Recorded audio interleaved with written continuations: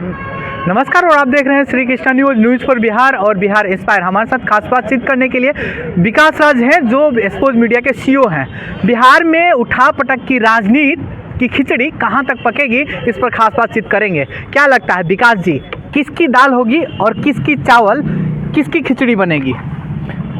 दाल होगा नेताओं का, हाँ। ठीक है, चावल होगा जनता का और खिचड़ी बन जाएंगे हम ही लोग। अच्छा, ठीक है। कल से खिचड़ी बन रही है, मतलब कल से खिचड़ी बना रही है पार्टियां। राजनीतिक सियासत में बहुत मायने रखता है कि मतलब खिचड़ी के बाद में भी खिचड़ी बन रहा है। आपको क्या लगता है किस पार्टी का सबसे अच्छा स्वादिष्ट खिचड़ी बनेगा? देखिए, खिचड़ी किसी भी पार्टी का बने, हमारे यहाँ जब खरमास ख़त्म होता है तो खिचड़ी खा के शुरुआत करते हैं और उम्मीद करते हैं कि खिचड़ी खाने के बाद सब बढ़िया हो जाएगा। तो खिचड़ी जिसको बनाना है बनाने दीजिए। जब हम लोग के सामने खिचड़ी परोसा जाएगा तो वो खिचड़ी हम लोगों के लिए बहुत बढ़िया होगा, स्वादिष्ट होगा।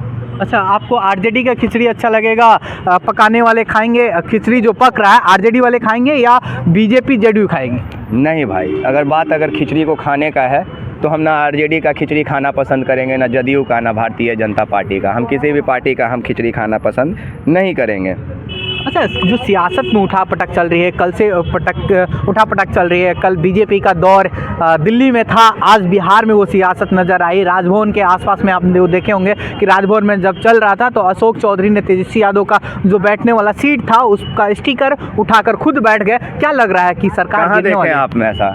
स्टिंग मीडिया पर चल रहा था, बड़े चैनलों पर चल रहा था। ये बहुत नॉर्मल सा होता है, जब किसी नेतागण की मौजूदगी वहाँ नहीं होती है तो उनके स्टिकर को हटा दिया जाता है। अच्छा। That's called a protocol. अगर आपको नहीं पता है तो आप इन चीज़ों को जाकर जानिए। ये कोई रेड कारपेट शो बॉलीवुड सेलिब्रिटियों का नहीं हो रहा है जिनका कोई महत्व नहीं है। राज्य भवन के अंदर अगर 26 जनवरी को एक पार्टी का आयोजन होता है जहाँ पे सभी लोग शाम के समय में राज्यपाल के समक्ष बैठते हैं, खाते पीते हैं, जहाँ वहाँ पे बीजेपी के भी लोग होते हैं, आरजेडी के भी होते हैं, तमाम नेतागण विधायकगण होते हैं। तो वहाँ पे अगर कोई किसी के खाली कुर्सी के स्टिकर को हटा के बैठ गया तो कोई बहुत बड़ी वजह नहीं होनी चाहिए, क्योंकि अगर उनको हटाना है तो तेजस्वी जी अगर सामने रहते और उस स्टिकर को हटा दिया जाता तो शायद ये सवाल बनता कि तेजस्वी को वहाँ खड़ा रहना पड़ा। अच्छा विकास जी, 2094 से ये इस्तीफा देने का सिलसिला आज 2024 में चल रहा है। 2094 में कहाँ चलेगा मालिक आप? सॉरी, 1994 से जो सिलसिला है नीतीश कुमार का इस्तीफा देने का, सस्पेंशन रखने का, और 2024 चल रहा है। 6 बार मतलब आज से पहले 5 बार उन्होंने ऐसा कर बता देते हैं। 1994 में अलग पार्टी बना लिए थे वो। हाँ। ठीक है, अलग होके 2013 में बीजेपी से अलग हो गए थे। 2013 मैंने 12 के आसपास में, हाँ। 12-13 के बीच में। 2015 में फिर महागठबंधन से वो अपना गठजोड़ किए, फिर इलेक्शन लड़े। फिर 17 में राजद से अलग हो गए। फिर 2022 में अगस्त में अलग हो गए तेजस्वी जी फिर बीजेपी से अलग हो गए 2022 में। फिर आरजेडी का दामन थाम लिए जब अभी तेजस्वी जी उप मुख्यमंत्री हैं। और अब 2024। तो जब नीतीश कुमार जी किसी से हटने और किसी से जुड़ने की बात करें तो इस पर बहुत ज़्यादा कटाक्ष नहीं होना चाहिए। ये देश और ये राज्य खासकर अब आदी हो चुका है नीतीश कुमार जी के इन हरकतों को देखकर। ये कोई बहुत बड़ा बात नहीं है। बात ये होनी चाहिए कि क्या जो नेता हमारे वोटों को लेकर लगातार सौदा करते रहते हैं, क्योंकि कई इस देश में नेता, कई लोग हैं जो अपने वोट को कास्ट के आधार पर देते हैं, कई लोग डेवलपमेंट के आधार पर देते हैं, कई लोग रिलीजन के आधार पर देते हैं। तो जब इन समीकरण से वोट लेकर लोग दूसरे पार्टियों में चले जाते हैं तो कहीं ना कहीं वो पूरा विचारधारा उनके साथ हो चलता है, कहीं ना कहीं वो जनता का उम्मीद उनके साथ चला जाता है। तो ऐसा नहीं है कि सिर्फ जब नीतीश बाबू चले जाएंगे तो सब के सब विचारधारा उसमें चला जाएगा, ऐसा नहीं है। हो सकता है कि अगर 20% विचारधारा भी तेजस्वी यादव के साथ हो लिया जदयू के लोगों का या बीजेपी के लोगों का, तो बंटाधार है फिर उनका। जनाधार किसी और पार्टी के आते हैं। 2 बड़ी पार्टियां हैं, बीजेपी, आरजेडी सबसे बड़ी पार्टी है और उसके बाद में बीजेपी आती है और तीसरे नंबर की जेडीयू आती है। दोनों के साथ गठबंधन कर ले और नीतीश अगर विचारधारा की बात करें, अगर बीजेपी और सीधा जदयू और राजद को एक तरफ अभी एक सांचे में रख दें, क्योंकि अभी तो इस्तीफा दिए नहीं नीतीश जी, अभी तो नीतीश जी राजद के साथ ही हैं, महागठबंधन के साथ ही हैं। तो जब बीजेपी के खेमे में आप जब बहुत ज़्यादा देखेंगे तो देखेंगे कि वो संघर्षों की पार्टी नहीं रही है। लेकिन राष्ट्रीय जनता दल और जदयू जो है वो संघर्ष का पार्टी है। उन्होंने लगातार बिहार को बचाने के लिए, वैचारिक लड़ाई के लिए और विचारधारा को मजबूत करने के लिए कईयों लड़ाई को लड़े हैं। तभी आज कर्पूरी ठाकुर जी को 100वें जन्म दिवस के अवसर पे उनको भारत रत्न देने का लिए ये बात सामने आता है। तो नीतीश जी और लालू यादव जी, तेजस्वी यादव जी, सभी इसके लिए शुक्रिया के पात्र हैं। हैं। तो जो व्यक्ति, जो पार्टी विचारधारा की, एक मिनट रुक जाइए, हम बता रहे हैं, आपके सवाल पहले जवाब ले लीजिए, उसके बाद नहीं तो भटक जाइएगा, ठीक है। तो जो विचारधारा की पार्टी, जो संघर्ष करता हुआ पार्टी है, उस पार्टी के लिए फिर से एक नया संघर्ष की कहानी लिख देना कि नीतीश जी चले गए और फिर हमने संघर्ष करके एक नया पार्टी, ये हमने फिर अपने आप को सत्ता में काबिज किया, ये कोई बहुत बड़ी बात नहीं होगी, क्योंकि कमज़ोर तो आज राष्ट्रीय जनता दल भी नहीं है। मैं प्रवक्ता नहीं हूँ राष्ट्रीय जनता दल के या किसी पार्टी का। कमजोर नहीं है, सरकार गिर रही है, कहाँ गिर रही है? जवाब मांगा जा रहा है नीतीश कुमार से। आपने मनोज झा का वो बयान नहीं सुना होगा कि इस पर तो नीतीश कुमार सफाई देंगे। उसके बाद में जब राजभवन में मुख्यमंत्री नीतीश कुमार बोलते हैं कि जो नहीं आए उनसे पूछिए ये क्या है, उनसे पूछिए तब ये क्या है का। नीतीश जी तो बहुत बड़ा बात बोल देते हैं कभी कभी कि हमको तो ये घटना के बारे में पता नहीं, हम पूछ के बताएंगे। तब बहुत ज़्यादा देखिए, नीतीश कुमार जी मुख्यमंत्री हैं, ज़रूरी नहीं है कि वो हर किसी के सवालों का जवाब देंगे, ज़रूरी नहीं है कि जो खबरें चलाई जा रही है अंदर में चीज़ें वही हो रही हो, ठीक है। क्योंकि चाचा भतीजा का लड़ाई तो हमारे देश में वर्षों से होते आ रहा है। हम लोग तो आड़ी का मेड़ टेढ़ा हो जाने पर चाचा भतीजा को लड़ते देखे हैं, तो यहाँ अगर कुर्सी के लिए लड़ते देख रहे हैं तो आश्चर्य नहीं होना चाहिए।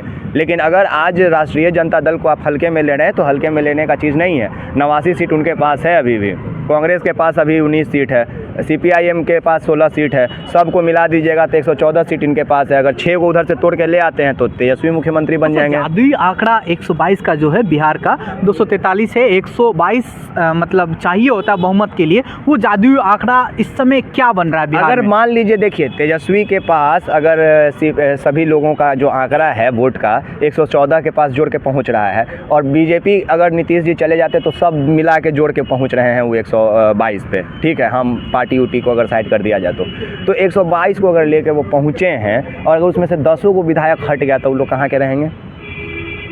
हमको सिर्फ इतना बता दीजिए कि 10 गो विधायक का खेल है, हम 6, 7, 8 पे नहीं जाएंगे। नीरज कुमार अभी कुछ देर पहले बोल रहे थे कि जदयू किसी से टूटे वाला है जी, आप बोल रहे हैं कि टूट की बात तो होगी। नीरज यादव अगर ऐसा बोले,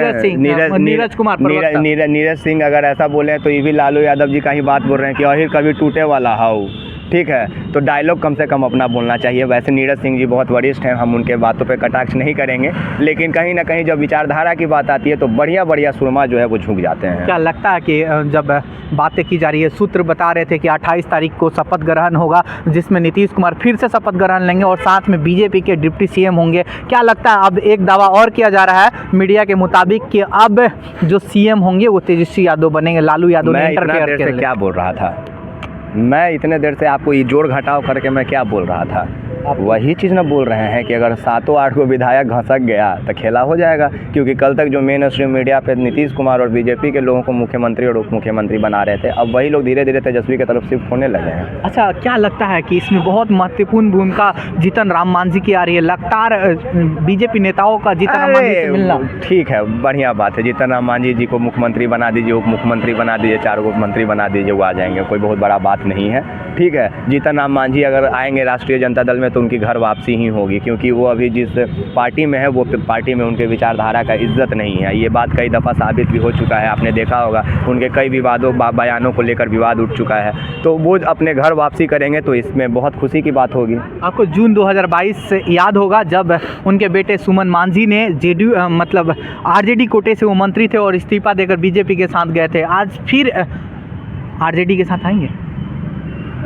अब बाप बेटा दरवाजे खुल जाएंगे। बाप देखिए, दरवाज़ा तो आज बीजेपी है कि सुशील मोदी जी बोले हैं कि परमानेंट बंद नहीं होता है पॉलिटिक्स में कभी किसी के लिए, तो दरवाज़ा खुलते रहता है। तो हम थोड़े कह रहे हैं, वही कहे हैं, तो उन्हीं को तो ये बात पता होना चाहिए कि दरवाज़ा सिर्फ एक पार्टी में नहीं खुलता है, हर पार्टी के लिए, पॉलिटिक्स के लिए, पॉलिटिशियन के लिए हर पार्टी में दरवाज़ा हमेशा खुला रहता है। कि जो दावे किया जा रहा है मीडिया रिपोर्ट, उसमें सरकार किसकी बनेगी? तेजस्वी यादव मुख्यमंत्री होंगे या नीतीश कुमार?